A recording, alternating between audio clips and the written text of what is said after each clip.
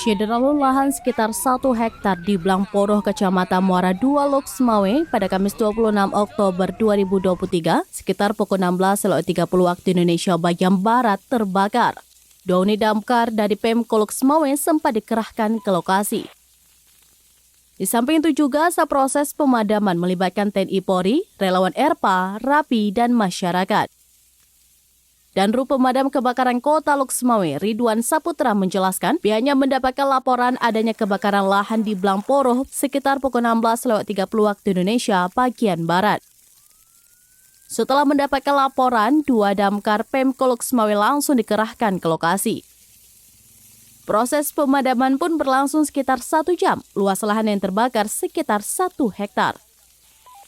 Ditambahkan Ridwan, kondisi cuaca di kota Loksmawe dalam beberapa pekan terakhir sangat terik, terutama dari pagi hingga menjelang sore. Karena itu dia berharap masyarakat lebih hati-hati, jangan pernah membakar lahan. Dari Loksmawe, Saiful Bahri, Serambinews.com.